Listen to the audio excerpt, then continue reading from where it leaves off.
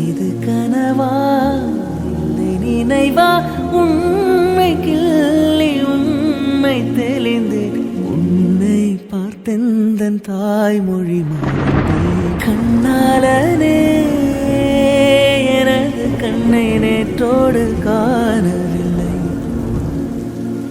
என் கண் தோழனின் தோள்களும் அன்னை மடி அவன் தூரத்தில் பூத்திட்ட தொப்புள் கொடி. ஆரம்பிக்கலாமா? இப்போது நம்ம விஷ்ணுவை நார்மலாக இன்ட்ரோ கொடுத்துருந்தோம். ஆனால் விஷ்ணுவை பற்றி நம்ம எதுவுமே பேசல. இப்போ என்ன சொல்ல போகிறீங்க அப்படின்னு கேட்டால், விஷ்ணு இந்த ஊர்லே பணக்கார பையன், இருந்தாலும் ஃப்ரெண்ட்ஸ் கூட சேர்ந்துட்டு டாக்டருக்கு படித்தார். அதுக்கப்புறமும் சும்மா இல்லை, அவர் டாக்டருக்கு படிக்கிறேன்னு சொன்னோடனே அவங்க அப்பா படிக்க வச்சதுக்கான காரணம் பையனுக்கு ஒரு ஹாஸ்பிட்டல் ஓப்பன் பண்ணி கொடுத்துடலாம், அவன் நல்லா ராஜா கணக்காக உட்காந்து அந்த ஹாஸ்பிட்டலில் ரன் பண்ணுவான் அப்படின்னு நினச்சாரு. ஆனால் அவனோட ட்ரக் வேறு மாதிரில இருந்தது. சரி வாங்க கதைக்குள்ளே போகலாம். இதுதான் நம்ம விஷ்ணுவோட வீடு. வந்து பாவம் போல் நின்றுட்டு இருக்காங்க இல்லைங்களா, அவங்க தான் நம்ம விஷ்ணுவோட அம்மா. அவங்க பேர் காமாட்சி. என்னம்மா காலையிலே வந்து ஒரு மாதிரியாக நிற்கிறேன்? ஒரே யோசனையாக இருக்குடா, என்ன பண்ணுறதுன்னு தெரியல. ஆமாம், இன்னைக்கு ஹாஸ்பிட்டல் போறியா? என்னம்மா போறியான்னு கேட்குறேன். போகணும் தான். இது என்ன புது கேள்வி?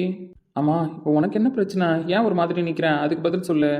தம்பி, நீ உன்கிட்ட சொன்னால் நீ என்ன பதில் சொல்ல போகிறான்னு தெரியல. ஏன்னா உங்கள் அப்பா அப்படி தான் நம்ம எல்லாரையும் கண்ட்ரோல் பண்ணி வச்சிருக்காரு. புரியல. அப்படி என்ன விஷயம் சொல்ல போகிறேன்? எதை பற்றி பேசினா இந்த வீட்டில் பிரச்சனை நடக்குதோ, எதை பற்றி பேசவே கூடாதுன்னு உங்கள் அப்பா சொல்கிறாரோ அந்த விஷயத்தை பற்றி தான் பேச போகிறேன். ஏம்மா மாமா குடும்பத்தை பற்றி பேச போறியா? ஆமாண்டா தம்பி. ஏம்மா மாமா குடும்பத்தை பற்றி பேசினாதான் அவர் தலைகீழ நின்று ஆடுறாருன்னு தெரியுதுல்ல. அப்படி இருக்கும்போது எதுக்குமா அந்த டாப்பிக்கை திரும்ப திரும்ப எடுத்துட்டு இருக்கேன்? இல்லை என்னடா, அதுக்குன்னு கூட பிறந்த பொறுப்பு இல்லாமல் ஆயிடுமா? சரி, பேசுறதுலாச்சும் ஒரு பிரயோஜனம் இருக்கணும்ல. என்ன ஏதுன்னு ஒன்றும் பேச விட மாட்டாரு. நீ அந்த டாபிக் பற்றி பேசினாலே கத்த ஆரம்பிச்சிருவாரு. அப்படி இருக்கிற பட்சத்தில் ஏன் பேசுறன்றதான் என்னோட கேள்வி. அதையும் தாண்டி மாமா இருந்தா பரவாயில்ல, மாமா அத்தை 2 பேருமே இல்லைன்னு ஆயிடுச்சு. அப்புறம் அவங்கள பற்றி பேசி என்னம்மா பண்ண போற? இங்கே பாருடா, மாமா அத்தை இல்லைதான். இவ்வளோ நாளாக எங்கள் அண்ணன் பேச்ச பேசும்போது அவர் கத்துனார் தான், அதெல்லாம் ஒத்துக்கிறேன். ஆனால் இதுக்கப்புறம் என்னதான் என் அண்ணன் அண்ணியை பற்றி பேசலனாலும் அவங்க பெற்ற பிள்ளைங்களை பற்றி பேசணும்லடா. புரியல. பிள்ளைங்களை பற்றியா? ஆமாண்டா, உனக்கு தான் தெரியுமே எங்கள் அண்ணனுக்கு பசங்க இருக்குன்ட்டு. அப்புறம் என்ன? பசங்க இருக்காங்கன்னு தெரியும். எனக்கு தெரிஞ்சு சின்ன வயசுலேருந்து எனக்கு ஞாபகம் இருக்கிறது ஒரு பையன், அவ்வளோதான். இவ்வளோ நாளாக வெளியூரில் இருந்துட்டாங்க. அவங்கள போய் ஒரு எட்டு பார்க்குறேன்னா கூட உங்கள் அப்பா பெரில் எதையும் ஏற்படுத்திட்டு இருந்தாரு. எங்கள் அண்ணன் நீ போனதுக்கப்புறம் எங்கள் அம்மா தான் அந்த பிள்ளைங்களை வளர்த்து ஆளாக்குனாங்க. ஏதோ ஒரு குடும்ப சண்டை காரணத்தினால இவர் இவ்வளோ பிடிவாதமாக இருக்கிறதுலாம் நல்லதுக்குள்ள தெரியுமா? அவர் போகாமல் இருக்காரு, அதில் ஒரு நியாயம் இருக்குது. ஆனால் என்னையும் போகக்கூடாது யாரையும் போகக்கூடாதுன்னு சொல்கிறதுல என்னடா நியாயம் இருக்குது? அம்மா நீ ஃபர்ஸ்ட் பதில் சொல்லு. மாமாவுக்கு அந்த ஒரு பையன் இருந்தானே, அவன் தானே? இல்லைடா, அதுக்கப்புறம் தான் ஒரு பொண்ணு இருந்தாலே. பொண்ணா? ஆமாண்டா, ஒரு பையன் ஒன்று ஒரு பொண்ணு ஒன்று தான். ஏம்மா, ஆனால் நம்ம ஊரில் இருக்கிற வரைக்கும் ஒரே ஒரு பையன் தானே இருந்தான். அவனை தான் நான் பார்த்துருக்கேன். அது கூட இப்போ எனக்கு ஞாபகம் இல்லை. இந்த ஊரில் இருக்கும்பொழுது தான் ஒரு பையன் இருந்தான். அவனை தான் கையோட கூட்டிட்டு வெளியூருக்கு போனாங்க. அதுக்கப்புறம் ஒரு பொம்பளை பிள்ளை பிறந்துச்சு. அதை போய் பார்த்துட்டு வரேன்னு சொன்னேன். அப்பவும் பிரச்சனை தான் பண்ணாரு. அதுக்கப்புறம் என் அண்ணன் குடும்பத்தை எங்கடா நான் பார்த்தேன்? எங்கள் அண்ணன் அண்ணியும் செத்த செய்தியை கூட உங்கள் அப்பா என் காதில் விடலை. ஆக்சிடென்ட் கேஸுன்றதுனால தூக்கிட்டு போய் உடனே பண்ண வேண்டிய எல்லாத்தையும் பண்ணிட்டாங்கன்னு சொன்னாங்க. எல்லாம் முடிஞ்சதுக்கப்புறம் போய் நின்னப்ப என்னை பெத்த அம்மாவே நீலாம் எதுக்கடி வந்த, நீலாம் கூட பிறந்த பிறப்பான்னு அவ்வளோ பேச்சு பேசினாங்க. அதுக்கப்புறமாச்சும் தாயும் தகப்பனும் இல்லாத புள்ள நம்ம பார்க்கலாம் அப்படின்னு போய் நின்னா உங்கள் அப்பா வார்த்தையாலே குத்தி கொண்டுட்டு இருந்தாரு. அதனால தான் நம்ம போகிறது மூலயமா அந்த பிள்ளைகளுக்கு கஷ்டத்தை ஏற்படுத்தக்கூடாதுன்னு நான் போல தள்ளியே நிற்கிறேன். இந்த பிள்ளைங்க நல்லா இருக்கா நல்லா இல்லையான்ற செய்தி மட்டும் வரும், கேட்டுக்கிறேன்.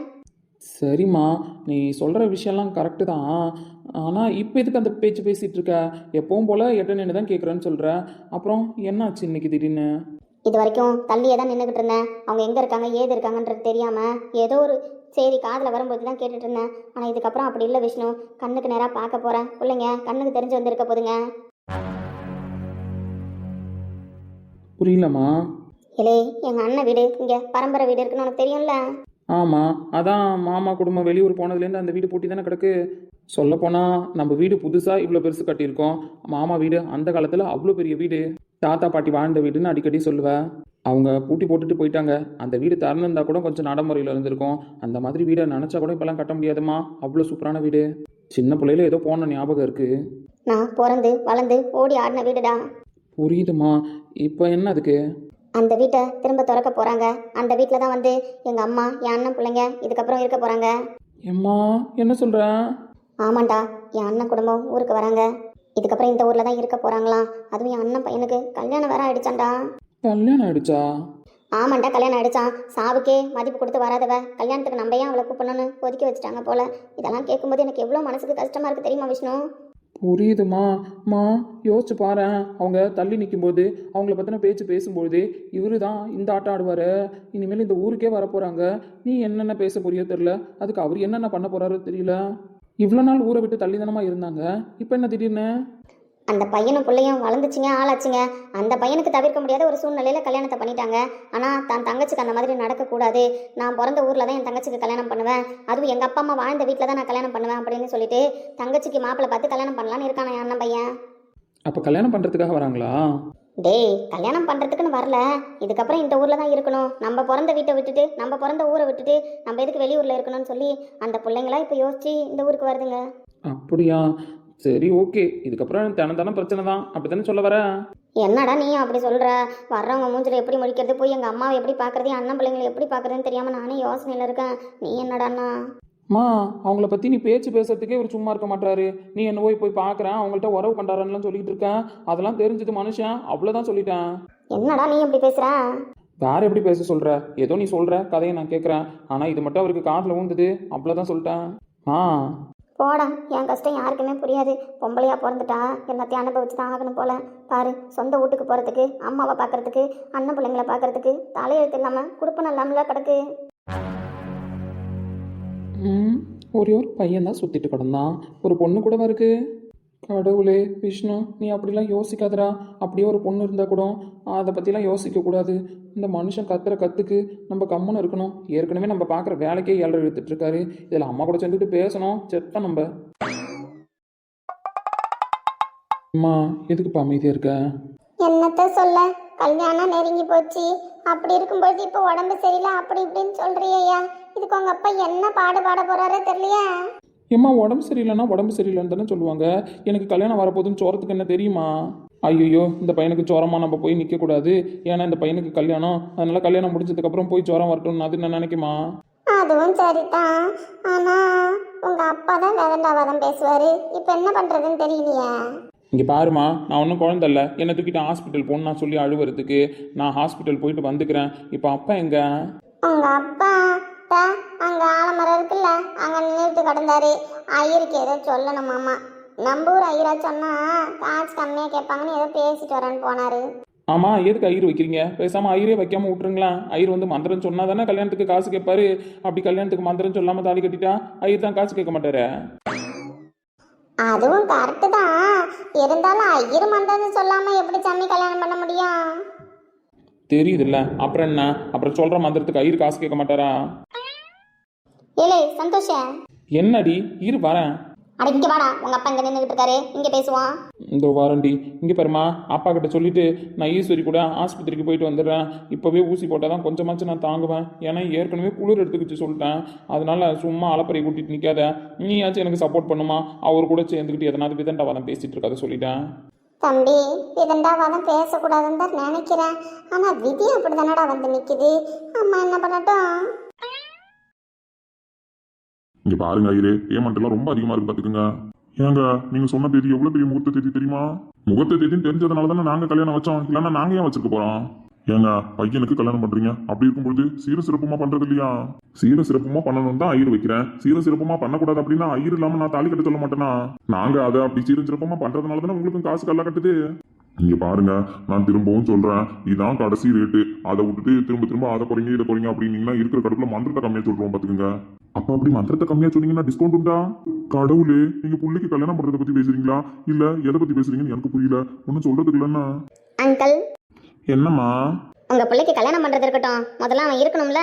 என்னம்மா சொல்றேன்? ஏடே, நீ ஏன்டா இப்படி வந்து நிக்கிறேன்? வசந்த மாளிகை சிவாஜி கணேசன் மாதிரி இருக்கானே என் புள்ள. ஏன்டா நாடக கம்பெனில ஏதாவது சேர்ந்தியா? அங்க நடிச்சா எக்ஸ்ட்ரா காசு கிடைக்கணும். ஐடி வேலையை பார்க்கறதுக்கே இங்க ஐயெல்லாம் பிடிங்கி வெளியில வந்துருது. அப்படி இருக்கிற பட்சத்துல இப்ப நாடக கம்பெனில ஒண்ணுல தான் நாங்க சேரல, அதுவும் சேர்ந்துட்டோன்னா நல்லா சிறப்பா இருக்கும்னு. ஆனா அப்படியே தான் இருக்கான் பாரு, அந்த சால்வை அவன் முகம் எல்லாம் அப்படிதான் இருக்குன்னு. மரணம் என்னும் தூது வந்தது, அது என் தந்தை என்னும் வடிவில் வந்தது. Exactly correct. பேசி எப்படியாவது பர்மிஷன் வாங்கடி, முடியல, ஜுரம் உதிருது. இல்லை, நான் பேசுறது உங்க அப்பா தெரியுதா, எங்க அப்பா இல்ல. அவர்கிட்ட என்னால் பேச முடியாதுடி, கொஞ்சம் நெஞ்சு இருக்கிற தெம்பும் போயிடும்னா. நீயே யோசிச்சு பாரு, ஒரு புள்ள இப்படி வந்து நிற்கிறான், ஐயோ என்னாச்சுப்பா அப்படின்னு பதறதை விட்டுட்டு இன்னும் நான் நாடக கம்பெனியில் வேற சேர்ந்து சம்பாதிக்கணும் அப்படின்னு ஆசைப்படுறாரு போல. புரியுது உன் நிலமை. இருந்தாலும் இவர் பேசுகிற பேச்சுக்கு எப்படி பர்மிஷனை வாங்க போகிறோன்னு தெரியலையே. ஏம்மா சொல்லுமா, எந்த ஊர் நாடக கொட்டையில சேர்ந்துருக்கீங்க? அங்கிள், நாடக கொட்டாயில் சேர்ந்தா இந்த மாதிரி சால்வை போத்திட்டு வர மாட்டாங்க. அப்புறம் இப்படி சால்வையை போத்திட்டு இருந்தா உடம்புக்கு முடியலன்னு கூட அர்த்தம். அது தெரியுமா உங்களுக்கு? என்னது, உடம்பு முடியலையா? எப்பா ஜுரம் அடிக்குதுப்பா. அவனே, கல்யாணத்துக்கு இன்னும் 3 நாள் தான்ப்பா இருக்கு. அப்படி இருக்கும்போது திடீர்னு இப்ப மாப்பிள்ளைக்கு உடம்பு சரியில்லைன்னு சொன்னா அபஸ்கோணமா நினைக்க மாட்டாங்களாப்பா? அங்கிள், 3 நாள் தான் கல்யாணத்துக்கு இருக்குன்றதுல எங்களுக்கு தெரியும். ஆனா இப்படியே மாப்பிள்ளை வந்து நின்னா இன்னும் வேற மாதிரி நினைப்பாங்க. பரவாயில்லையா? அதுவும் உண்மைதான். எப்பா நான் ஈஸ்வரி கூட ஆஸ்பத்திரி வரைக்கும் போயிட்டு வந்துடுறேன்ப்பா. உன்கிட்ட சொல்லிட்டு போகலான்னு தான் தேடினேன். இல்லை, ஆனா இப்படியே 4 பேர் பார்த்தா என்னடா நினைப்பாங்க? மாப்பிள்ளைக்கு ஏதாவது காதல் தோல்வின்னு முடிவு பண்ணிட்டா என்ன பண்றது? ஆனா அங்கிள், இத்தனை நாள் நீங்க பேசின பேச்சுல இன்னைக்கு தான் எக்ஸாக்டா கண்டுபிடிச்சிருக்கீங்கன்னா எது? எய்ஸ் எருமை மச்சான், உண்மைதானே? எட்டி கம்மனு ரெடி. என்னம்மா சொல்றேன்? என் தலையில இடியா இருக்காத. ஐய, சும்மா ஃபன் பண்ண அங்கிள். அப்படிலாம் இல்ல. உங்க புள்ள நீங்க குளிச்ச கோட்டை தாண்டுவானா? அப்படி இருக்கும்போது காதல், அதுல எது தோல்வி? இருந்தாலும் பையனுக்கு தோசங்க சேர்ந்தது இருக்குமோ? ஏன்னா கல்யாணம் 3 நாள் இருக்கும்போது இப்படி தடங்கல் பண்ற மாதிரி சொரணா வருது. அதுவும் பையன் போத்திட்டு நிக்கிறது. மூஞ்செல்லாம் பார்த்தா பயந்த பணம் மாதிரி இருக்கு. ஐயரே, பார்த்தா பயந்த பணம் மாதிரியா இருக்கு? ஆமா, பயந்த பணம் மாதிரி தான் இருக்கு. நான் உண்மையிலே பயந்து போய் தான் வாழ்ந்துட்டு இருக்கு தினமும். இதுல என்ன புதுசா இன்னைக்கு பயந்த பணம் தெரியுதா? இருந்தாலும் சரி பண்ணிடுங்க. கல்யாணத்தப்ப தம்பி இந்த மாதிரி மூஞ்சி வச்சுக்கிட்டு இருக்கிறதோ இல்ல இந்த மாதிரி சால்வையை போட்டுட்டு மனநடையில உட்காந்துருந்தாலும் நல்லாவா இருக்கும்? ஐயா, ஏதாவது பரிகாரம் பண்ணுவீங்களா காசு வாங்காம? யோ போயா, உனக்கு ஐடியா சொல்றேன் பத்தியா? உள்ள பயந்த மாதிரி இருக்கான், பதறிட்டு வந்து என்ன ஏதுன்னு கேட்காம பரிகாரம் அது ஃப்ரீயா பண்ணணுமா? நீ என்ன ஆளு தெரியுமா? ஐயா, பின்ன பாவப்பட்டீங்கல்ல, அதுக்கு பண்ணுங்களா? இந்த ஆளுகிட்ட பேசணும், அவ்வளவுதான். நம்ம பைத்தியக்காரன் ஆயிடுவோம். அங்கிள், நீங்க ஒன்றும் கவலைப்படாதீங்கன்னு. ஐயர் தான் ஃப்ரீயா பண்ண மாட்டாப்ல. ஆனா ஹாஸ்பிட்டல்ல ஃப்ரீயா தான் வைத்தியம் பார்க்கறாங்களாம். ஆமால்ல, நம்ம ஊர் தர்மாஸ்பத்திரியில ஃப்ரீயா தான் வைத்தியம் பாக்குறாங்க. அங்கதான் கூட்டு போறியா? எம்மா, ஆனா வண்டியில போறீங்களே, செலவாதான். நீங்க ஒன்றும் கவலைப்படாதீங்க. எங்க அப்பா டவுனுக்கு போய் முட்டை வாங்கிட்டு வர சொன்னாரு. முட்டை வாங்க போறப்பதான் இந்த லோடியும் ஏத்திட்டு போறேன். அதனால போயிட்டு வர செலவு என்னோடது தான். நீங்க பையனை அனுப்புனா மட்டும் போதும். அப்படியா? ஆஸ்பத்திரியில அப்ப செலவாவது. பையனை சரி பண்ணி அனுப்பிடுவாங்கல்ல. 4 பாட்டில் குளுக்கோஸ் எக்ஸ்ட்ரா போட சொல்லி கல்யாணம் மாப்பிள்ளன்னு. கடவுளே. ஆமாமா, புள்ள நல்லா தெம்பா இருக்கணும் பத்தியா? கல்யாணம் ஆக போறப்ப இந்த மாதிரி சோடையா இருக்க கூடாது. அதனால 4 பாட்டில் குளுக்கோஸ் எக்ஸ்ட்ரா போட்டுக்கிட்டு புள்ள நல்லா தெம்பாக்கி கூட்டுவோமா? அதுவும் ஃப்ரெண்டுங்க வேலை பாக்குறாங்க, அவங்களுக்கு சொல்லு, நல்லா பாப்பாங்க. சரிங்க அங்கிள், என் ஃப்ரெண்டுங்க கிட்ட சொல்லி நல்லா சிறப்பா பார்க்க சொல்றேன். கல்யாண மாப்பிளைக்கு ஏதாவது குளுக்கோஸ் தனியா இருந்தா கூட எக்ஸ்ட்ரா போட சொல்றேன். நீங்க ஒன்றும் கவலைப்படாதீங்க. கல்யாண தண்ணிக்கு சந்தோஷ ஜாம்னு வந்து மனமேடையில உட்கார வைக்க வேண்டியது என்னோட பொறுப்பு.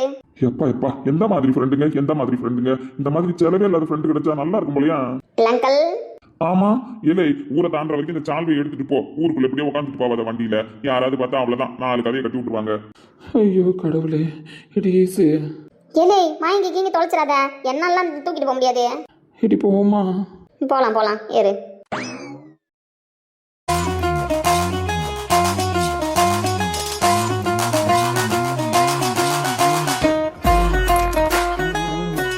இங்கே உட்காந்து மாசா பேப்பர் படிச்சுட்டு இருக்காரு. இவர் தான் நம்ம விஷ்ணுவோட அப்பா ரத்னவேல். இந்த ஸ்டோரியில் இவருக்குன்னு ஒரு ரோல் இருக்கு, கொஞ்சம் டிஃப்ரெண்ட்டாகவே இருக்கும். அப்படின்னா என்னப்பா சொல்ல வர, நல்லவரா கெட்டவரா அப்படின்னு கேட்டா, மனிதன் பாதி மிருகம் பாதி கலந்து செய்த கலவை நான் அப்படின்ற மாதிரி தான். பயமுடுத்துறேனான்னு கேட்டா பயமுடுத்துறேனே வச்சுக்கலாம். ஏன்னா அந்த மாதிரி ஸ்கிரிப்ட் தான் இவரோடது. சரி, ஓகே, என்ன நடக்குதுன்னு பாருங்க. ஏங்க, இங்க பாரு, இவ்வளவு நாளா கண்ணுக்கு தெரியாம எங்கேயோ இருந்தாங்க. கண்ணுக்கு தெரியாம இருந்தப்பவே காதுல வாங்கின விஷயம் எல்லாம் கடுப்பாக்குற மாதிரி தான் இருந்தது. இதுல என் அண்ணன் பசங்க வந்துட்டாங்க. நான் போய் பாக்குறேன், தெரியாம ஏதாவது பண்றேன்னு. ஏதாவது நடந்துச்சு. எங்க அண்ணா அண்ணி தான் இறந்து போயிட்டாங்க. பூட்டி கிடந்த வீடை பார்க்கும் பொழுதுலாம் மனசு தவிச்சிட்டு கிடந்ததுங்க. வெளியூர்ல இருந்து இப்ப திரும்ப அந்த வீட்டை திறந்து அதுல வாழணும்னு முடிவு பண்ணி பசங்க வராங்க. ஏன் ஊரை விட்டு காலி பண்ணி போகும்போதே அந்த வீட்டை கொடுங்கன்னு கேட்டோம், கொடுத்துட்டு போயிருக்கலாம்ல. நம்ம நல்லா தானே பார்த்துருப்போம். வீட்டை கொடுக்க மனசு இல்லாத மாமா. ஏங்க இப்படி பேசுறீங்க? என்ன கல்யாணம் பண்ணி கொடுக்கும்போதே எல்லாத்தையும் தான் கொடுத்தாங்களே. இதுக்கப்புறம் அந்த வீட்டை மட்டும் தான் கொடுக்காம இருக்காங்க. அது உங்களுக்கு குறையா இருக்கா? ஆமா, இவ்வளவு கல்யாணம் பண்ணிட்டு வந்துதான் இவ்வளவு சொத்தையும் சேர்த்து வச்சாங்க பாரு. ஏன் உன கல்யாணம் பண்றதுக்கு முன்னாடி சொத்து பத்தி நம்ம தெருவுலையா நின்ன? அப்படி சொல்ல வரலங்க. அந்த வீட்டை கொடுக்காம போயிட்டாங்கன்னு இன்னும் கோவத்துல இருக்கீங்களே. நம்ம கேட்டனு ஒன்னா எங்க அண்ணன் கொடுக்க தானே செஞ்சாரு. ஆமா, கொடுத்து கிழிச்சான். சொல்ல போனா நம்ம தொல்லை தாங்க முடியாம தான் அவர் ஊரை விட்டே போனாரு. அது உங்களுக்கு புரியுதா? ஏய், வாய முடுன்னு சொல்லிட்டேன், புரியுதா? இந்த வீட்டு படியை தாண்டி நீ அவங்கள பார்க்க போன, அவ்வளவுதான். பார்த்துட்டு திரும்ப இந்த வீட்டுக்குள்ள வரக்கூடாது.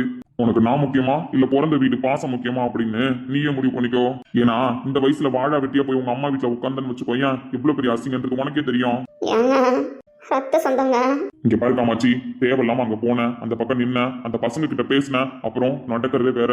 தலைவலி எங்கேயே இருக்குன்னு நிம்மதியா இருந்தேன். இப்ப திடீர்னு ஊருக்குள்ளேயே வந்து நிக்க போகுது. இனிமே ஒவ்வொரு நாளும் ஒன்ன கவனிக்கிறதே எனக்கு பெரிய பாடா இருக்கும் போல. என் அண்ணன் இல்லாம பிள்ளைங்க தனியா இந்த ஊருக்கு வராங்க. தனியா வரான்னு நினைச்சிட்டு இருக்கியா? நல்ல கௌரவமா கெத்தா தான் வரான். நானும் கேள்விப்பட்டேன் உன் அண்ணன் பையன் ரொம்ப சாமர்த்தியமானவன் அப்படின்னு. சொத்து பத்து உங்க அண்ணனை தாண்டியும் எப்படி நல்ல ஊரை மாத்தி சம்பாதிக்கிறதுன்னு கத்து வச்சிருக்கான்னு. என் அண்ணனுக்கு சரி, என் அண்ணன் பிள்ளைங்களுக்கு சரி, யாரையும் ஏமாத்த தெரியாது. இங்க பாருடி, அவ்வளவுதான் சொல்லிட்டேன். உன் அண்ணன் ஏமாத்துக்காரன் தான், உன் அண்ணன் பிள்ளையும் ஏமாத்துக்காரன் தான். நல்லா சம்பாரிச்சு நல்லா தான் இருக்கான். அப்படி இருக்கிறவங்க எதுக்கு இப்ப இந்த ஊருக்கு வரான்னு தெரியல. அப்ப உண்மையாவே 2 பேரும் நல்லா தான் இருக்காங்களா என் அண்ணன் பசங்க? நல்லா தான் இருக்காங்க, புரியுதா? ஓவரா கிட்ட கட்டி நிக்காத. போய் உன் வேலையை பாரு. அதான் தெரிஞ்சு போச்சு, நல்லா இருக்காங்க, வசதி வாய்ப்போட இருக்காங்கன்னு சொல்லிட்டு. ஆனா ஏன் இந்த ஊருக்கு வருதுங்கன்னு தான் தெரியல சாணியனுங்க. நல்லா இருக்காங்கல்ல, நல்லா இருக்காங்கல்ல, அது எனக்கு போதும். செங்கதிரே செங்கதிரே தலை தொங்கியது யாராலே? சங்கடமோ சஞ்சலமோ அதை எட்டிவிடு காலாலே. அடுத்தது என் பக்கம் திரும்பிட்டு வாரு. அம்மா வேற போயிடுச்சு. நடுவில் அம்மா நிற்கும் போதே சாப்பிட்டு கிளம்பிடுவோன்னு பார்த்தேன். என்ன தோற சாப்பிட்டுட்டு இருக்கீங்களா? ஆமாப்பா, சாப்பிட்டுட்டு இருக்கேன். தோசை, கார சட்னி, சாம்பார். இங்க பாருடா, உன்னை லட்சக்கணக்கில் செலவு பண்ணி படிக்க வச்சது எதுக்கு தெரியுமா? சொந்தமா ஒரு ஹாஸ்பிட்டல் கட்டி வச்சு அது மூலயமா நீ பேரும் புகழோட வாழணுங்கிறதுக்காக தான். இந்த ரத்னவேலோட ஹாஸ்பிட்டல் அப்படின்னு நான் பெருமையா சொல்லிக்கிறதுக்கு தான். அது மூலயமா நீயும் நல்ல பேரோட புகழோட வாழணுங்கிறதுக்காக தான். அதை விட்டுட்டு அந்த கவர்மெண்ட் ஹாஸ்பிட்டல்ல போய் என்னத்தை கரெக்டான்னு எனக்கு தெரியலன்னா. பா, டாக்டர் எங்க இருந்தாலும் டாக்டர் தானேப்பா. அங்கேயும் மக்களுக்கு சேவை செய்யற வேலையை தான் பாக்குறேன். பேரும் புகழோட தான் இருக்கேன். இதுக்கு ஒன்றும் குறைச்சல் இல்லைன்னா, இந்த வாய்க்கு ஒன்றும் குறைச்சல் இல்லை. என்ன மாதிரி ஆளுங்க ஒரு விஷயம் செஞ்சா அதுல எத்தனை கோடி லாபம் கிடைக்குன்னு யோசிப்போம். ஆனா நீ படித்த படிப்புக்கு நான் உனக்காக செலவு பண்ண காசு கூட சம்பாதிக்க முடியாத அளவுக்கு ஒரு கேவலமான வேலையில இருக்க. இதெல்லாம் ஒரு குழப்பு. இதை பார்த்துட்டு இருக்கிற ஒன்ன என் புள்ளன்னு வெளியில சொல்றதுக்கு எனக்கு அசிங்கமா இருக்குடா. ஏன் ரத்னவேல், உன் பையனுக்கு ஒரு ஹாஸ்பிட்டல் ஒன்னால கட்டி தர முடியாதுன்னு எல்லாரும் அசிங்கமா கேட்கறாங்க. ஏன்பா அப்படி நீங்க நினைக்கிறீங்க? நம்ம ஊர் மக்களுக்கு சேவை செய்யறான் என் பையனை நீங்க கெத்தா சொல்லலாமே. இங்க பாருடா, எல்லாருக்கும் சேவை பண்ணணும்னு நினைக்கிறது, இந்த சேவை மனப்பான்மை எல்லாம் கேட்க வேணா நல்லா இருக்கும். ஆனா இந்த ஜனங்க இருக்காங்களே, இதெல்லாம் புரிஞ்சுக்க மாட்டாங்க. இன்னைக்கு ஒருத்தனுக்கு நீ ஓடி ஓடி ஹெல்ப் பண்ணுவ, நாளைக்கு ஏதோ ஒரு கோபத்துல அவன்கிட்ட 4 வார்த்தை பேசி பாரு, உடனே உன்னை எதிரியா பாப்பான். ஐயோ, நேத்து இவன் நமக்கு ஹெல்ப் பண்ணானேன்னு எந்த பையனும் உன்னை நல்லபடியா பேச போறது இல்ல. பா, எல்லாரும் ஒரே மாதிரி இல்லப்பா. இங்க பாரு விஷ்ணு, இந்த உலகம் ரொம்ப சுயநலமானது. அந்த சுயநலமான உலகத்துல நாமளும் சுயநலமா வாழ்ந்துதான் பழகணும், உழைக்கணும். தேவையில்லாம சேவை செய்யறேன் தியாகம் செய்யறேன்னு சுத்திட்டு இருந்தா ஒரு நாள் உனக்கே அடிபட்டு புரியும். அன்னைக்கு வந்து அப்பா எனக்கு ஹாஸ்பிட்டல் கட்டி கொடுங்கப்பான்னு என் காலில் விழுந்து கிடப்பேன். எனக்கு பிடிச்சிருக்குப்பா இந்த ஒர்க்கு. என் வாழ்க்கையில எதுவும் சரி கிடையாது, அவ்வளவுதான். கட்டின பொண்டாட்டியும் சரி கிடையாது, இந்த பெத்த புள்ளியும் சரி கிடையாது. ஒன்னும் சொல்றதுக்கு இல்ல, பட்டுதான் திருந்துவனா பட்டி திருந்து. தம்பி, கை பரவாயில்லையா? இப்ப பரவாயில்லக்கா. என்ன செண்பகம், 2 பேரும் ரூம் கிடைச்சது போதுன்னு உட்காந்து ஸ்டடி ரூம் ஆக்கிட்டீங்க போலயே. அட நீங்க வேற, எது வெளியூருக்கு தான் போக முடியல, எது என்ஜாய் பண்ண முடியல. இவள ஆஸ்பத்திரிக்கு சேர்த்ததை வச்சாச்சும் ஏதோ டூரிஸ்ட் பிளேஸ்க்கு வந்ததான் நினைச்சு என்ஜாய் பண்ணலாம்னு நினைச்சு வாடி கதை பேசலாம். அங்க நடக்கிறத பாருடி, இங்க நடக்கிறத பாருடின்னு. ஏன்னா ஹாஸ்பிட்டலே 1008 காமெடி கிடக்குது. அதை பார்த்து நம்ம கிண்டல் பண்ணிட்டு கிடப்போம்னா இவனும் புக் எடுத்துற சொல்லி படிச்சுட்டு கிடக்குறா. இங்கேயும் இவ படிக்கிறத நினைச்சா எனக்கு தூக்கம் வருது. பக்கத்து வீட்டு காலியா தான் இருக்கு, நான் வேணா படுத்துக்கிட்டுமாக்கா? அது சரி, இது நல்லா இருக்கு. சரி, ஓகே. படிக்கிற காலத்துல படிக்கிற வேலையை தானே பார்க்க முடியும். ஸோ ஃபைனல் இயர் வேற. அதான் இந்த இயர் தான் எப்படி முடியும்னு தெரியாம உட்காந்துருக்கேன். எப்படியாவது பாஸ் பண்ணிடணும். என்ன ராகவி, பாஸ் பண்ணணுமா இல்ல பெஸ்ட் மார்க் எடுக்கணுமா? கண்டிப்பா பெஸ்ட் மார்க் தான் எடுக்கணும். சரி, ஓகே. இதே மோட்டிவேஷனோட படிங்க. இன்னும் மேல மேல நீங்க படிக்கிறதுக்கு அந்த கடவுளே வழி காட்டுவாரு. உங்க வாய் முகூர்த்தம் பாலிக்குதான்னு பார்க்கலாம். அதெல்லாம் நல்லாவே பழிக்கும். சரி, ஓகே. பெயின் எதுவும் இல்லைல்ல கையில? அப்படி பெயின் ஏதாவது இருந்துச்சு அப்படின்னா கூப்பிடுங்க. ஏன்னா இப்போ மார்னிங் ஷிஃப்ட் நான் தான் பார்க்குறேன். சரிங்கக்கா. இது பரவாயில்லடி, இந்த பாட்டி இந்த அக்காவை படிக்க வச்சு டாக்டர் ஆக்கிட்டாங்கல்ல. அதுவும் கரெக்டு தான். அந்த பாட்டி பட்ட கஷ்டத்துக்கு இந்த அக்கா நல்லபடியா டாக்டர் ஆயிட்டாங்க. ஏண்டி, காலைல ஷிஃப்ட் இவங்க பார்க்குறாங்க அப்படின்னா நைட் ஷிஃப்ட் யார் பார்த்தா? அதான் அந்த டாக்டரு. ஏடி, நைட்டு ஏதாவது வலிச்சுதா? அவர் கோவத்தில் இருக்காரா இல்லை நல்லபடியாக இருக்காரானே தெரிய மாட்டேது. அப்படி இருக்கிற பட்சத்தில் நேற்று தான் அடிபட்டுச்சு, கை ரொம்ப வலிக்க செஞ்சுருக்குமே. அதெல்லாம் அடிக்கடி வந்து பார்த்துட்டு தாண்டி போனார். நான் சொல்லணும்னு கூட அவசியம் இல்லை. இந்த ரூமில் லைட் எரியுதா, நான் தூங்கிட்டேனா, என்ன பண்ணுறேன், எல்லாத்தையும் நோட் பண்ணிட்டு தான் இருந்தார். இதெல்லாம் வச்சு பார்க்கும்பொழுது ஒரு டாக்டர் ஒரு பேஷண்ட்டை பார்த்துக்கிட்ட மாதிரியே உனக்கு தோணுது. ஏன், வேற எப்படி தோணுதா? இல்லடி, இப்போ உடம்பு சரியில்லைன்னு பேஷண்ட் கூட யாராவது இருந்தான்னு வச்சுக்கேன், அவங்கள எப்படி நம்ம பார்த்துப்போம் கூட இருந்து, அந்த மாதிரி தான் எனக்கு தோணுது. பைத்தியக்காரி மாதிரி பேசாதன்னா இந்த மாதிரி வெளியில சொல்லிட்டு தெரியாத. ஆமா, என் பாவாடை தாவணி எப்படி எடுத்துட்டு வந்த? எங்க அத்தை எதுவும் கேட்கலையா? கேட்டி நீ சொன்னதை கேட்டு மன தைரியத்தை வர வச்சுக்கிட்டு உங்க வீட்டுக்குள்ள போனோம் தான். ஆனா உள்ள போனதுக்கு அப்புறம் தான் உங்க அத்தை காரியம் நினைச்சு எனக்கு கதி கலங்கி போச்சு. அப்புறம் பார்த்தேன், நீ வச்சிருக்கிறது ஒரு பையி தான் அந்த மூலையில கடந்துச்சு. எப்படியும் அதுலதான் எல்லா துணியும் வச்சிருப்ப. அதனால அதுல இருந்து ஒரு பாவாடை தாவணியை தூக்கிட்டு வந்துட்டேன். உள்ள நுழைஞ்சது யாருக்கும் தெரியாது, வெளியில வந்தது யாருக்கும் தெரியாது. எட்டியப்ப திருடிட்டு வந்தியா? ஆமா, திருடிட்டு வந்தாங்க பணம் காசை, புரியுதா? அது உங்க அத்தைக்காரி வீட்டுல ஆஞ்சு விட ஆஞ்சு எடுத்துட்டு வந்தது இத்து போன ஒரு பாவாடை தாவணி. இதுக்கு திருட்டுன்னு பேச்சு வேற. எடி இருந்தாலும் சொல்லாம எடுத்துட்டு வரக்கூடாதுல்ல. அதுகிட்ட சொல்லியிருந்தா எடுத்துட்டு வந்திருக்கவே முடியாது, புரியுதா? காலையில தெருவுக்கும் ஊருக்கும் கேட்கற மாதிரி எண்ணெய் இழுத்து ஒன்னையும் இழுத்து பஞ்சாயத்தை கொட்டி வச்சிருக்கோம். அதுவும் சரிதானா? ஆமா சரிதான், புரியுதா? இந்த பாவாடை தாவணி எப்படி நீ மாத்தின அப்படின்னு கேட்டா கூட ஏதாவது சொல்லி சமாளிக்க பாரு. இந்த மாதிரி செம்பகம் தான் வீட்டுக்குள்ள பூந்து தெரியாம எடுத்துட்டு வந்தா அப்படின்னு ஏதாவது வளரி வைக்காத. நான் எடுத்துட்டு வந்தது இந்த இட்டு போன பாவாடை தாவணியை தான். ஆனா உங்க அத்தைக்காரி என்ன திரும்ப சொல்லும், உள்ள ஏதோ தங்கம் வச்சிருக்கேன் வைரம் வச்சிருக்கேன், அதெல்லாம் இந்த செம்பகம் வந்துட்டு போனதுல இருந்தா காணாம போயிடுச்சு அப்படின்னு சொல்லி திருட்டுப்பட்டம் கட்டி ஏதாவது காசு கேட்க போகுது. சுட்டி எங்க அத்தை உண்மையா அப்படி தண்டி கேட்கும். ஐயா, எங்களுக்கு தெரியாது பத்தியா? இதெல்லாம் உனக்கு மட்டும்தான் ஆச்சரியமா இருக்கும், எங்களுக்குலாம் நல்லாவே தெரியும். அதனால தான் முன்கூட்டியே சொல்லி வைக்கிறேன், உளறி தொலைக்காத நாயன்னு. ஐயா ஐயா சந்தோஷ், பின்னாடி உட்காந்துருக்கியா இல்ல மயங்கிட்டியா? ஏட்டி பின்னாடி தான் உட்காந்துருக்கேன். என்ன இப்போ உனக்கு? எனக்கு ஒன்றும் கிடையாது, போற வரைக்கும் மயங்கி விழாமவா. எங்கேயாவது ஊந்துட்டு ஆக்சிடென்ட் கேஸ் ஏன் பேல போட்டு போயிடாத. இது ஏன்டி அப்ப சுகமா பேசுறேன்? நானே இந்த வண்டியில உட்கார முடியாத உட்காந்துட்டு வந்துட்டு இருக்கேன். இந்த கூடைய கழட்டி போடக்கூடாதான்?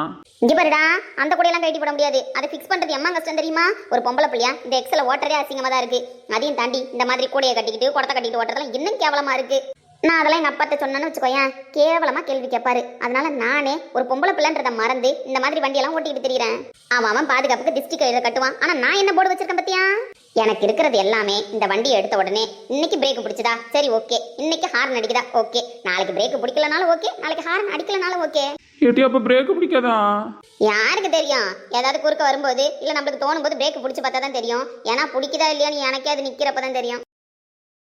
ரைட்லா ரைட் இருந்தா ஊருக்கு இல்லனா சாமிக்கு. என்னடா ஏட்டி அப்படி சொல்லாதடி, பயமா இருக்கு. இங்க பாரு சந்தோஷ், இதெல்லாம் உனக்கே கேவலமா இல்லையா சாமி? ஆண்டி இப்போ ஒரு பொண்ணும் பையனும் ஃப்ரெண்டா இருக்காங்கன்னு வச்சுக்க, இல்ல ஒரு ஃப்ரெண்ட்ஷிப் கேங் இருக்குன்னு வச்சுக்க. அதுல பசங்க பொண்ணுங்க 2 பேரும் ஃப்ரெண்டா இருக்காங்கன்னா அந்த பொண்ணு மனசுல என்ன நினைப்பா தெரியுமா? பரவாயில்லடா, நம்ம கேங்ல பசங்க இருக்காங்க, நமக்கு ஒரு பிரச்சனைனா பாத்துப்பாங்க, உடம்பு சரியில்லைன்னா டாக்டர்கிட்ட கூட்டு போவாங்க, காசு கஷ்டம்னா கொடுப்பாங்க, மனசு கஷ்டம்னா ஆறுதல் சொல்லுவாங்க அப்படின்னு தானே நினைப்பாங்க. ஆனா நம்ம கேங்ல அப்படியா இருக்கு? சொல்லுடா சந்தோஷ், அப்படியா இருக்கு? ஈசு சொல்லுடா. ஈசு அடிச்சு சொல்லு. எடி எழுத்தப்பல லாரிலாம் வருது, பார்த்து ஓட்டுடி. இங்க பாருடா, எவ்வளவு கடுப்புல பேசிட்டு இருக்கேன், நீ என்ன சொல்லிட்டு இருக்க? லாரியாவது பாறையாவது முதல்ல நான் சொல்றதை கேள்றா பைத்தியக்காரா. சரி சொல்லணும்னு முடிவு பண்ணிட்டேன். சொன்னாலாச்சும் ஒழுங்கா ஓட்டுறியான்னு பார்க்கும். எங்கேயாவது நான் கேட்கலன்ற கடுப்புல எடுத்துட்டு போய் எங்கேயாவது விட்டுற போற. அந்த பயம் இருக்கட்டும். நம்ம கேங்ல மாறன எடுத்துக்கோ, அவன் பரவாயில்ல, எங்களையும் கஷ்டப்படுத்த மாட்டான், அவனும் கஷ்டப்பட மாட்டான். அந்த நாய் ஏதாவது கஷ்டப்பட்டுச்சுன்னா என்னைக்காவது ஒரு நாள் கூப்பிட்டு மீட்டிங்க போடும், அவ்வளவுதான். மத்தபடி அவனால முடிஞ்ச உதவிய பண்ணிட்டு போயிடுவான், அவன் மூட பொறுத்து. ஆமாண்டி, மாற நல்லவன் தானே. அந்த பிரேக்கை பார்த்து புடின்னா. இங்க பாருடா, அடுத்து இந்த விஷ்ணு பைத்தியக்காரன் நாய் சரியான பயந்தாங்கொழி. நீ அவனும் ஒரே கேட்டகரி தான், ஒரே ஒரு விஷயத்துல மட்டும் இந்த அப்பாவுக்கு பயப்படுறது. ஆனா அவங்க அப்பாவை மீறி அவன் நிறைய விஷயம் செய்வான். உன்ன மாதிரி டோட்டல் பயந்தாங்கொழின்னு சொல்ல முடியாது. அவன் 50% தைரியசாலி, 50% கோடை. மத்தபடி பெருசா என்ன எதுவும் தொல்லை பண்ணது கிடையாது. அதனால அவனி லிஸ்ட்ல விட்டுறேன். ஏடி நான் செவனு தான் இருக்கேன், நான்லாம் இந்த லிஸ்ட்ல வரவே மாட்டேன்னா. நாதாரி நாய, இந்த லிஸ்ட்ல ஃபர்ஸ்ட் நீ தான் இருக்கன்னா. ஆண்டி இங்க பாரு, இவனுங்களாச்சும் கொஞ்ச நேரம் தொல்லை கொடுப்பானுங்க, மத்த நேரம் ஆஸ்பத்திரிக்கு போயிடுறானுங்க. அவனுங்களால எனக்கு பெருசா பிரச்சனை கிடையாது. ஆனா 24 மணி நேரம் புரியுதா, 24x7 உன்ன ஏதோ நானே சோறு போட்டு வளர்க்குற மாதிரி இருக்கு. ஏடி சோறு எங்க அப்பா போடுறாரு. சுட்டு செரு பண்ணாய, ஒழுங்கா வாய மூடிட்டு வான்னு சொல்லிட்டேன். யாதங்கத்துக்கு நான் புலம்புவேன், நீ கேட்கணும். சரி போலம்பு. உனக்கு ஜுரம் வந்தாலும் நான் தான் பார்க்கணும், உனக்கு மன கஷ்டம் வந்தாலும் நான் தான் பார்க்கணும், உனக்கு பண கஷ்டம் வந்தாலும் நான் தான் பார்க்கணும். சொல்லுடா சந்தோஷ், சொல்லு. இந்த ஈஸ்வரியா இப்படி போட்டு பாடப்படுத்திட்டு இருக்கியே, உன் கூட ஃப்ரெண்டா இருந்த பாவத்துக்கு நான் என்னெல்லாம் அனுபவிச்சுட்டு இருக்கேன், புரியுதாடா உனக்கு? இங்க பாரு இயேசு, நீ என்ன ரொம்ப திட்டுற. இனிமேல் நான் எதுவும் உன்கிட்ட கேட்க மாட்டேன், சொல்ல மாட்டேன். நான் தான் உனக்கு பாரமா இருக்கனே. இனிமே நான் காய்ச்சல் வந்தா கூட கப்பு சுப்புன்னு வீட்லயே இருந்துக்கிறேன்னா. சொல்லிடு, இப்படி சொல்லிடு. இந்த டைலாக் இதோட எத்தனாவது தடவை சொல்ற தெரியுதா? 1 கோடி தடவை சொல்ற, எண்ணி வைக்கல. இல்லைன்னா 1 கோடி தடவைக்கு அதிகமா தான் இருக்கும். எச்சி வாய மூடு. இப்பெல்லாம் பாவமா பேசினா மட்டும் நான் என்ன மயங்கிடவா போறேன்? நாய எப்பயும் நீ சொல்ற டைலாக் தானே. நம்ம கேங்ல ஒரு ஆம்பளை பிள்ளை இருக்கானு நினைச்சு பெருமைப்பட முடியல. எப்படி தெரியுமா இருக்கு? ஏன்டா அந்த ஆம்பளை பிள்ளைலாம் நம்ம கேங்ல இருக்குன்ற அளவுக்கு ஃபீல் பண்ண வேண்டியதா இருக்கு. ஏட்டி பிரேக் பிடிக்குதா? அதான் பிரேக் பிடிக்கிற சூழ்நிலை என்ன வரலையே. வர்றப்ப சொல்றேன் பிடிக்குதா பிடிக்கலையான்னு. பிடிக்கலன்னு சொன்னா குதிச்சிரு. ஏட்டி குதிச்சு அடிபட்டுட்டான். கல்யாணம் வேற இருக்கு. எங்க அப்பா சோரம் வந்ததுக்கே வருத்தப்படுறாரு. அப்படி இருக்கும்போது அடிபட்டுட்டா ரத்த காயெல்லாம் படக்கூடாதுன்னு சொல்லிடுச்சு எங்க அப்பா தான். அடங்கொப்புறானே. அப்ப அந்த கல்யாணத்தை நீ பண்ணிக்க போற அப்படித்தானே? ஏட்டி ஆமா, பின்ன பண்ணிக்க மாட்டாங்களா? எல்லாரும் முடிவு பண்ணிட்டாங்க. கல்யாணத்துக்கு 3 நாள் தான் இருக்கு. அப்படி இருக்கும்போது இந்த கல்யாணத்தை பண்ணிப்பாங்க தான். இப்போ என்ன புது டவுட் கேட்குறேன்? வா வா அப்படியே போவண்ணா. பிரேக் பிடிச்சாலும் பிடிக்க மாட்டேன். நாதாரி நான் போய் தொலை. ஏட்டியும் அப்படிலாம் சொல்லாதடி.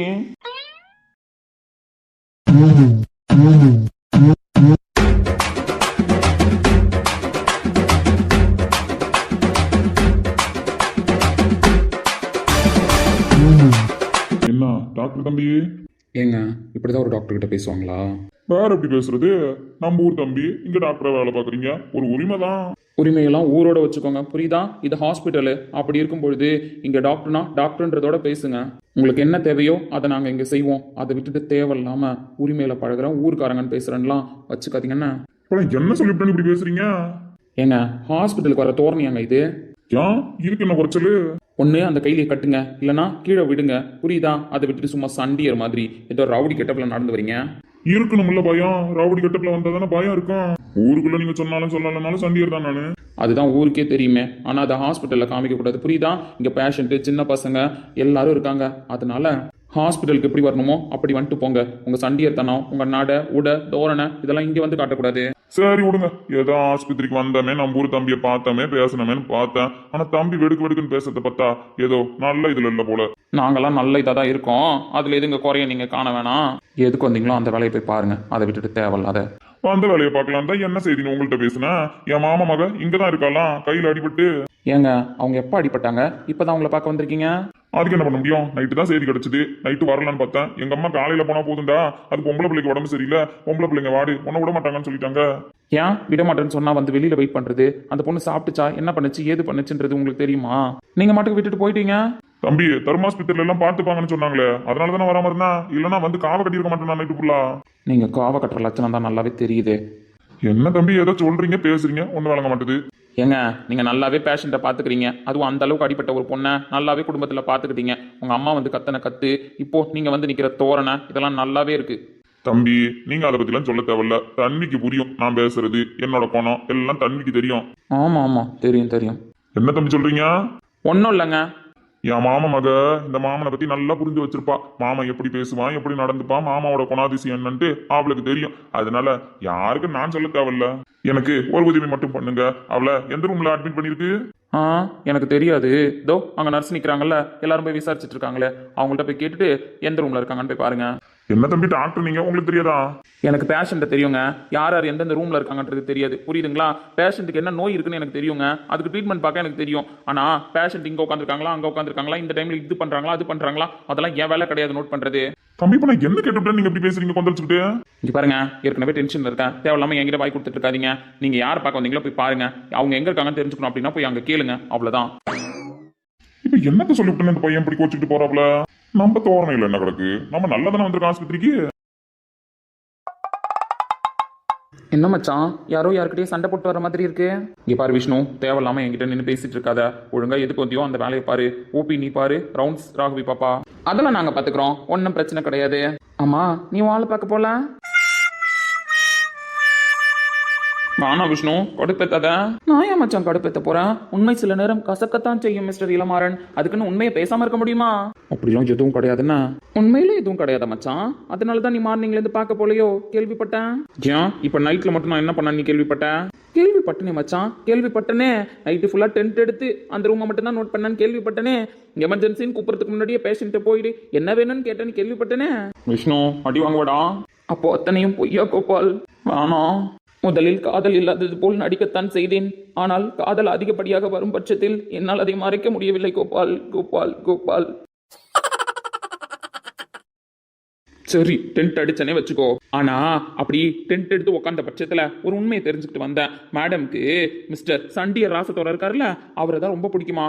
அவர் மாதிரி உத்தமரு, அவர் மாதிரி நாயஸ்தரு யாரும் கிடையாதான். நான் தான் போர்க்கி, புரியுதா? நான் தான் போர்க்கி. அதனால உத்தமரா இருக்கிற மாமா தான் எனக்கு பிடிக்கும், அவரை தான் கல்யாணம் பண்ணிக்க போறேன் அப்படி இப்படின்னு மேடம் நைட்டு கதை கதையா கட்டினாங்க. அதெல்லாம் கேட்டுட்டு தான் வந்திருக்கேன். ஓ, தட் மீன் கோவம் அப்படிதானே? கோவம் இல்ல, ஒன்றும் இல்லை. நான் ஏன் இப்போ இந்த விஷயத்த கூட சொல்றேன் அப்படின்னா, நீ ஃபர்ஸ்ட் தெளிவா ஒரு விஷயத்த புரிஞ்சுக்கோ. கோதல் கருமம் கன்றாவின்னு என்கிட்ட வந்து பேசிட்டு இருக்காத. அவ தெளிவா தான் இருக்கா. அவளோட லைஃப்ல யாரை கல்யாணம் பண்ணிக்கணும், எப்படி குடும்பம் நடத்தணும், அந்த வாழ்க்கையில எப்படி நீச்சல் அடிக்கணும் அப்படின்றதெல்லாம் அவ தெரிஞ்சுதான் வச்சிருக்கா. அதனால நீ கம்முனரு. மேடம் தேவையில்லாம யாருக்கிட்டே பேசினாலோ சிரிச்சாலோ கூட அவங்க மாமாவுக்கு துரோகம் பண்ற மாதிரி இருக்குமா. அதனால துரோகம் பண்ற வாய்ப்பை எனக்கு ஏற்படுத்தி தராத பிள்ளையாரே அப்படின்னு அந்த கருமம் முடிச்ச லெட்டர்லயும் அதான் எழுதி வச்சிருந்தா. அப்படியே எழுதி இருந்தது. நம்பலன்னா போய் என் டிராவலர் எடுத்து படிச்சுக்க நாய, சும்மா கட்டு பேத்திக்கிட்டே. அப்ப அதனாலதான் மார்னிங்கே மாமா கிளம்பி வந்திருக்காரா? அப்ப கேள்விப்பட்டதெல்லாம் உண்மைதானா மிஸ்டர் இளமாறன்? ராஜதுரை வெட்ஸ் தன்வி, தன்வி வெட்ஸ் ராஜதுரை. அப்ப மேட் ஃபார் ஈச் அதரா? ஆமா, மேட் ஃபார் ஈச் அதர் தான். அவளுக்குலாம் அவன் தான் சரி வருவான். அப்ப வீடு, நீ போய் பார்க்க தேவையில்ல. நான் கூட மார்னிங் ரவுண்ட்ஸு ராகவி போயிட்டா, இருந்தாலும் உன்னை போய் பார்க்க சொல்லுவோம் அப்படின்னு இருந்தேன். தேவையில்ல. மார்னிங் ரவுண்ட்ஸு மிஸ்டர் ராஜதுரையை போய் பார்க்கட்டும். ஏன்னா பேஷண்ட் யார் பார்த்தா நல்லா இருப்பாங்களோ அவங்கள தான் பார்க்க வைக்கணும். நீங்க சொல்றபடி இப்போ பேஷண்ட்டை போய் ராஜதுரை பார்க்கறது தான் கரெக்டு. ஏன்டா அவன் பார்க்கணும்? நீ தானடா அப்படி சொன்ன? நான் அப்படிதான் சொன்னேன், அவன் தான் பார்க்கணும்.